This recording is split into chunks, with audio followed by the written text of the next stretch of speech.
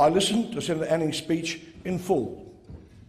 One of the most disgraceful, racist, homophobic, divisive, misogynist, spiteful, hateful speeches I have ever heard anywhere in 50 years in journalism. It was Pauline Hanson on steroids. And I'm tired of fighting. I'm tired. I'm tired of having to stand up against hate,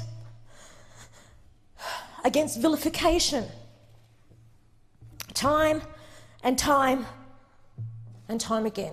We saw a speech which did not reflect a nation which is being built by people from every country, every part of this world, a strong, independent, multicultural nation. Instead, we saw a speech that sought to divide us.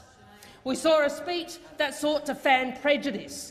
We saw a speech that sought to fan racism. And I say again, and I know this is a statement that so many in this country support, a nation that is divided is never safer. Now, people ask me because of my Muslim faith, do I have a problem with the Lord's Prayer at the start of Parliament? No, I don't.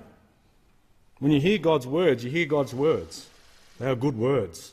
When you use those two words about final solution, when I spend time with my great friends from the Jewish community and I know the pain that they've gone through and that they've felt, you don't want that on anyone else, and you certainly don't want to remind people of the pain that they've been through. So we're going to use this as a moment to recognise the great things about our country, but call out the times where we've made those missteps and say we can do better.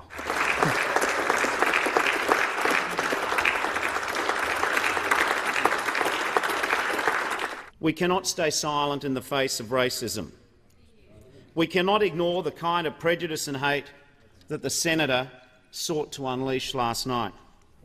Free speech is a cherished value in Australian society, but it is not an unfettered right to hurt, to bully, to intimidate, to make some Australians feel less equal than other Australians. We have to call it out. We must condemn it. We have to speak truth. We have to stand against it strong and united. Let's be quite clear. Those who seek to demonise all Muslims on the basis of the crimes of a tiny minority are helping the terrorists. Let's be very clear about this. I say this as Prime Minister whose most solemn responsibility is to keep Australians safe. I want to say this very carefully, solemnly, seriously. The terrorists' argument, the Islamist terrorists' argument to other Muslims is your country, Australia, is not your country. They don't want you. They hate you. You're not ever going to be really Australian. Join the war on our side.